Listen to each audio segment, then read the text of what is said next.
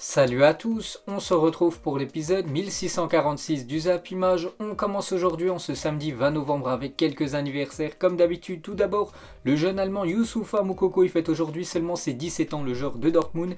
Il y a aussi le Suisse Denis Zakaria, il fête aujourd'hui ses 25 ans, le joueur de Gladbach. Et pour finir, ce joueur tellement sous-coté, c'est Dusan Tadic, le joueur de l'Ajax Amsterdam.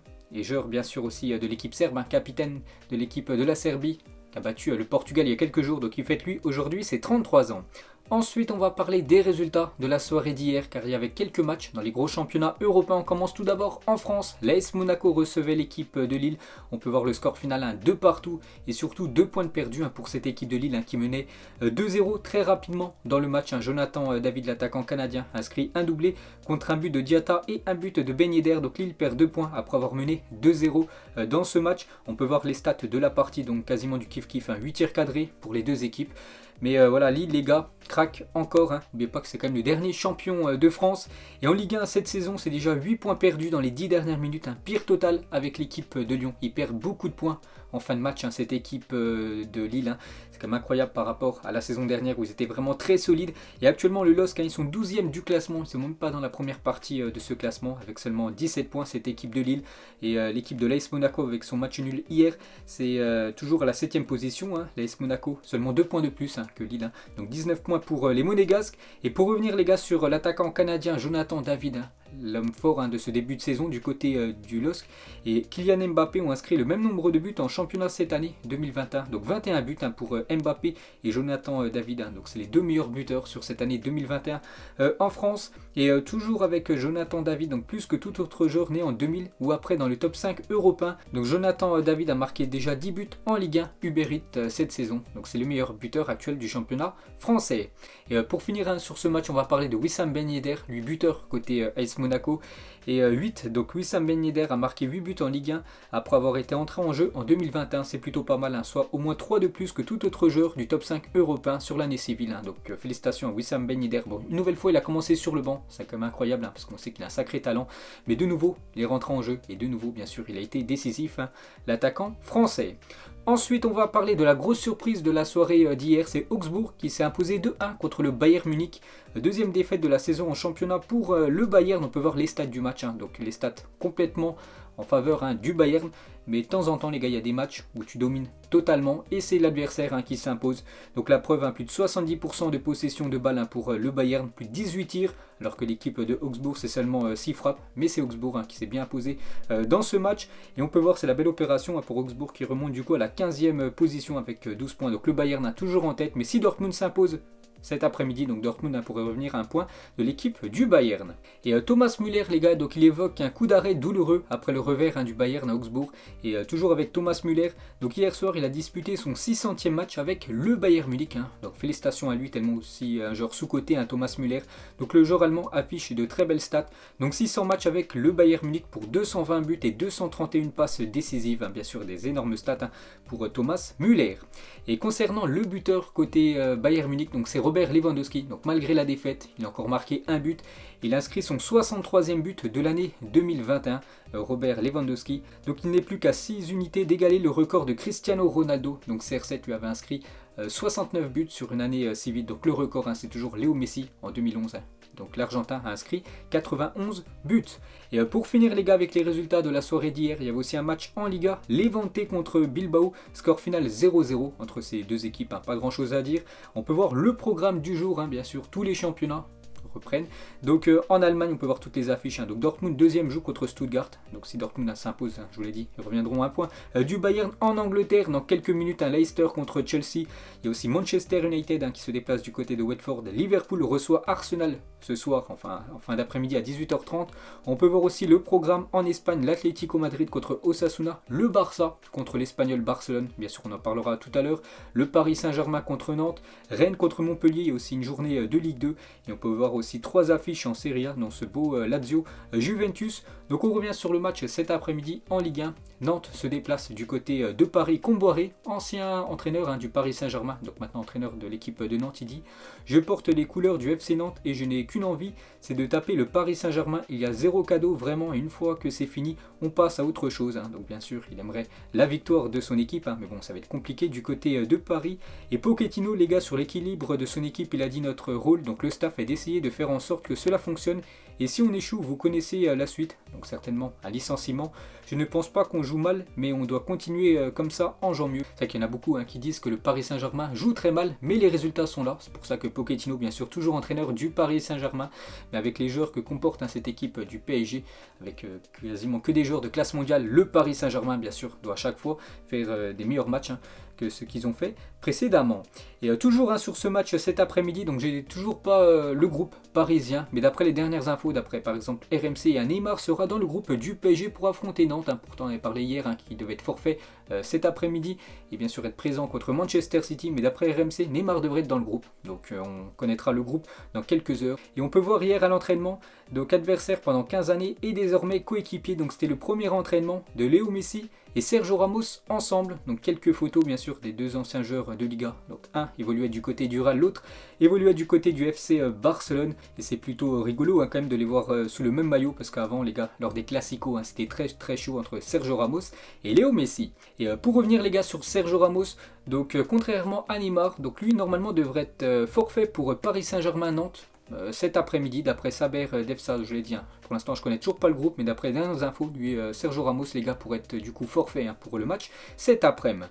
Ensuite, côté Olympico, demain, Lyon reçoit l'équipe de Marseille. Un gros match, bien sûr, et Moussa Dembélé, qui est absent depuis fin septembre, pourrait faire son retour dans le groupe de Lyon, qui affronte l'OM ce dimanche à 20h45. Ça, c'est une bonne nouvelle, bien sûr, pour l'Olympique lyonnais. Dans quelques minutes, les gars, Leicester reçoit l'équipe de Chelsea et Thomas Tuchel a annoncé les forfaits de Kovacic et Lukaku pour affronter Leicester cet après-midi. Côté Espagne, les gars, ce soir à 21h, le derby de Barcelone, le FC Barcelone contre l'Espagnol Barcelone. Et on peut voir la une Journal Sport, plus qu'un derby, bien sûr. Ce match, ça sera la première de Xavi sur le banc Blaugrana. Et la une Journal Mundo Deportivo, méga derby, ce match. N'oubliez pas que le Barça 9e, l'Espagnol 10e. Ils ont le même nombre de points. Ces deux équipes de Barcelone.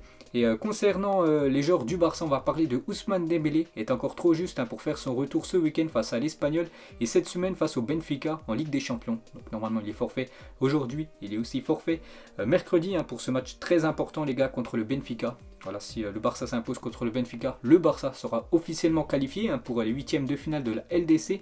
Et pour revenir les gars sur Ousmane Dembélé, donc il serait une nouvelle fois arrivé en retard à l'entraînement cette semaine. Un mardi matin, le Français tardait à se présenter à l'entraînement. Quand des coéquipiers l'ont appelé, Dembélé avait répondu qu'il croyait que la séance était l'après-midi. Donc voilà une petite info concernant Ousmane Dembélé. Toujours avec le Barça les gars, on va parler là d'une mauvaise nouvelle, c'est Pedri. On voit très peu cette saison. La saison dernière, il joue quasiment tous les matchs et peut-être il est en train de payer tous les matchs accumulés la saison dernière parce que Pedri a rechuté et pour être forfait un mois de plus. Il devait être de retour début décembre et du coup peut-être il pourrait être forfait encore un mois, donc jusqu'à janvier. Donc ça un gros coup dur pour l'équipe Blaugrana. Toujours avec le match ce soir, Barça Espagnol, regardez les compos probables d'après Mundo Deportivo. On va surtout regarder côté FC Barcelone, donc Ter Stegen bien sûr au but.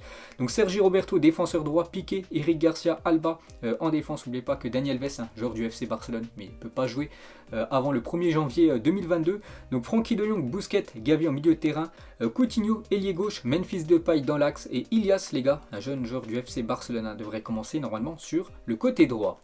Ensuite, on va parler de ce match cet après-midi à 18h30. Liverpool reçoit l'équipe de Arsenal. Et Mohamed Salah, les gars, adore cette équipe des Gunners. Donc, record de Mohamed Salah en 9 matchs de Première Ligue contre Arsenal, c'est 7 buts. Donc 4 à Anfield et 2 passes décisives, les 2 à Anfield contre l'équipe des Gunners. Il adore jouer contre Arsenal, on verra ce que ça va donner cet après-midi. N'oubliez pas, c'est quand même un choc bien sûr. Et Arsenal est sur une série de plus de 10 matchs sans défaite en Première Ligue. 8 victoires, seulement 2 matchs nuls, 0 défaite. Donc gros choc, ça va être compliqué bien sûr pour les Gunners d'aller faire un résultat du côté de Liverpool. Et Mohamed Salah, presque personne ne fait mieux dans les 5 grands championnats cette saison, impliqué dans 17 buts en 11 matchs, 10 buts et 7 passes décisives. Donc il a les mêmes stats que Karim Benzema. Benzema.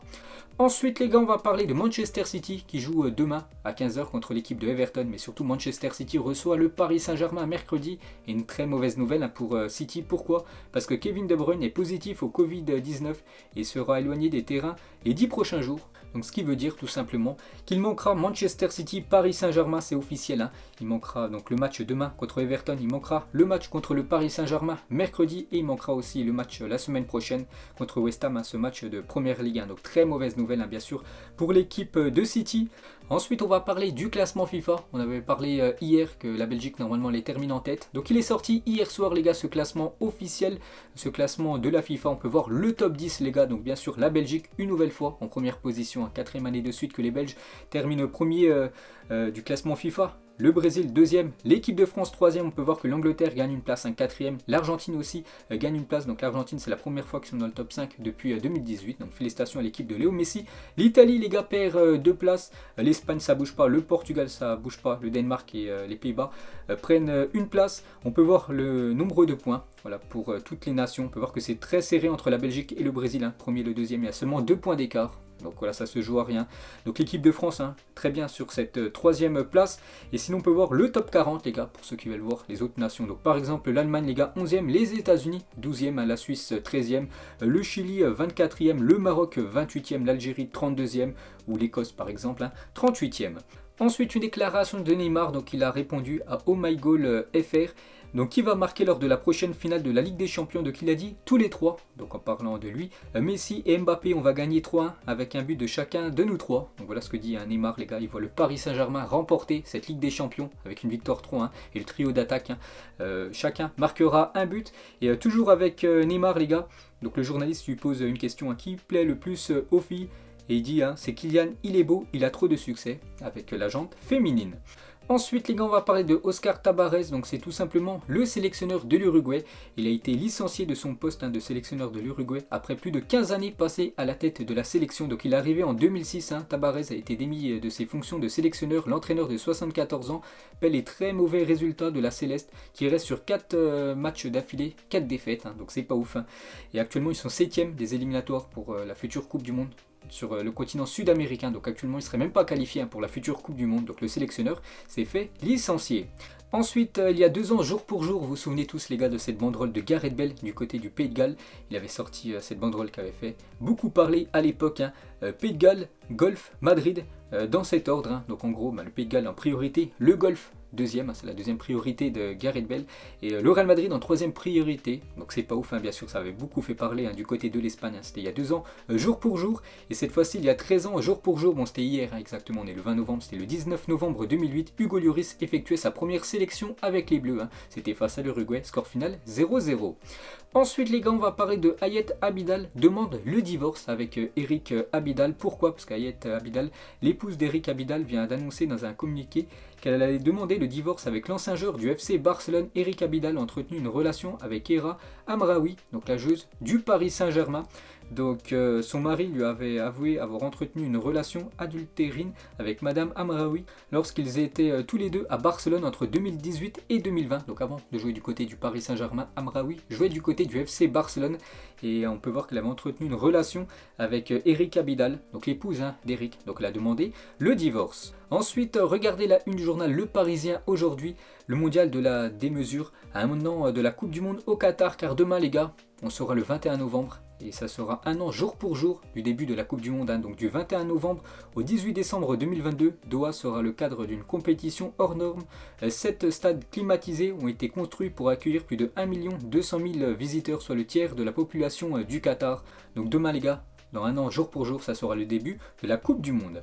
Ensuite, le prochain Ballon d'Or en cours de confection. Donc le Ballon d'Or les gars sera remis dans exactement 9 jours, ça sera lundi prochain, et on peut voir qu'actuellement il est en cours de confection, bien sûr, ce Ballon d'Or 2021, il ressemblera à ça une fois fini. On connaîtra bien sûr le vainqueur très prochainement. Ensuite, le terrain qui accueillait la finale de la Ligue des Champions 2003-2004 entre l'AS Monaco et l'équipe de Porto, donc une finale de Ligue des Champions complètement inédite.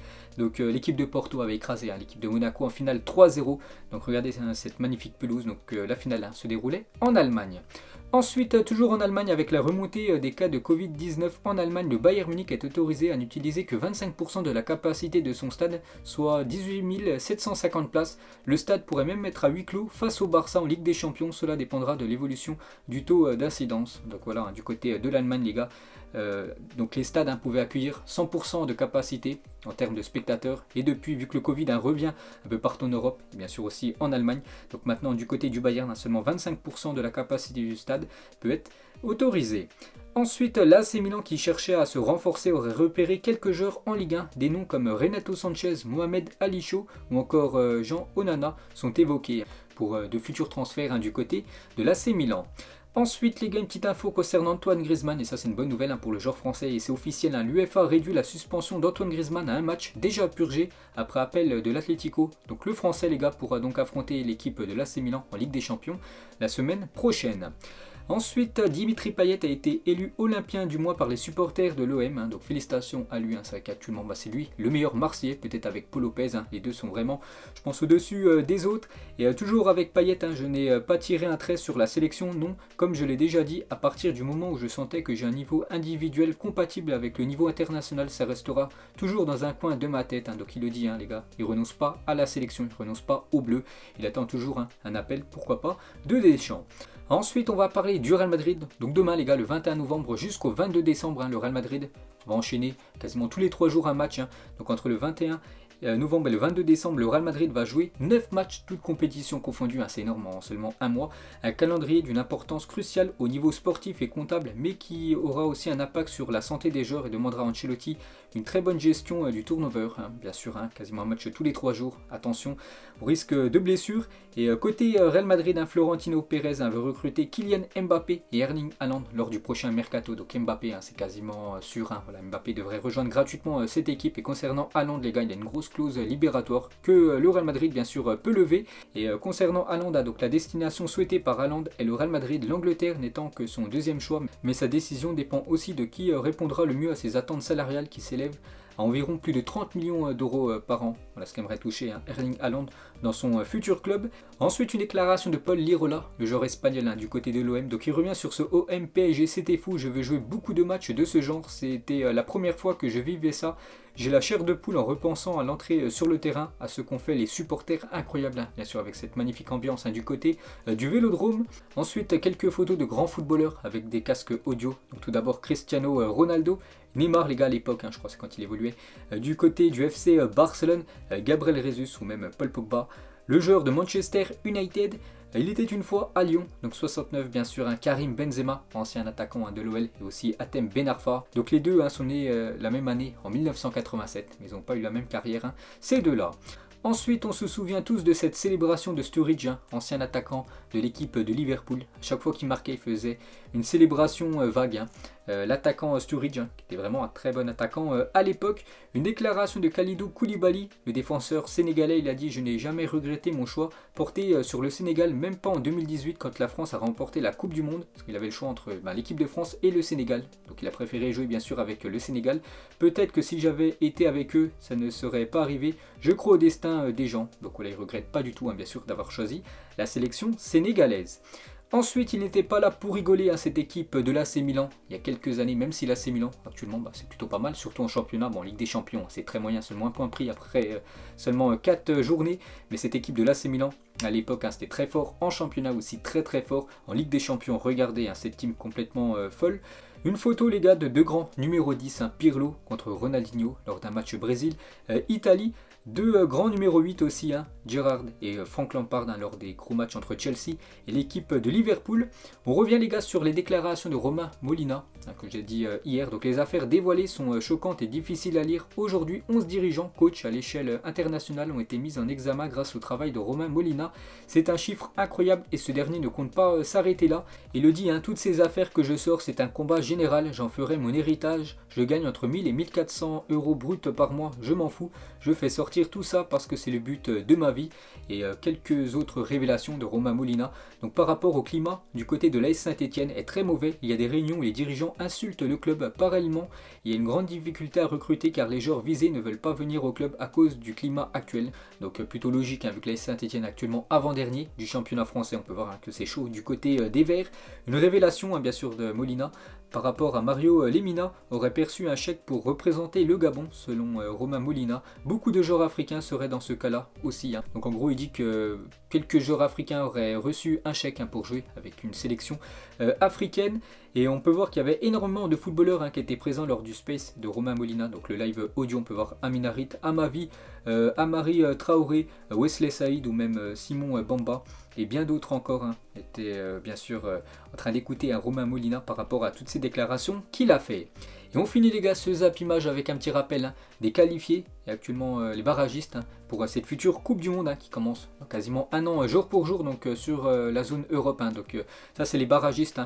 Côté gauche c'est les têtes de série, côté droit. Donc les équipes qui affronteront bien sûr les têtes de série, donc n'oubliez pas, il y aura seulement 3 équipes qui seront qualifiées, il faudra gagner 2 matchs dans la zone Europe. Sur le continent africain, donc le pot 1, le pot 2, donc le tirage au sort les gars c'est très prochainement, donc il y aura 5 équipes africaines qui seront qualifiées pour cette future Coupe du Monde. Sur le continent sud-américain, donc les 4 premiers sont officiellement qualifiés, il y a déjà le Brésil et l'Argentine à qualifier, pour l'instant il y aurait l'Équateur et la Colombie qualifiés, Pérou jouera un match de barrage, le Chili ou même l'Uruguay serait déjà disqualifié de cette Coupe du Monde. On peut voir les qualifiés actuellement sur le continent nord-américain, donc le Canada, les États-Unis, le Mexique. Donc les 3 premiers se qualifient directement. Le Panama jouerait un match de barrage. Et pour finir sur le continent asiatique, les 2 premiers, donc l'Iran, Corée, normalement qualifié. Le 3e jouera un match de barrage. On peut voir aussi le groupe B, l'Arabie Saoudite, le Japon qualifié et l'Australie jouera elle un match de barrage. Donc voilà les gars, la fin de ce zap image 1646. Donc si ça vous a plu, un petit like et on se retrouve demain pour le prochain épisode. Ciao à tous.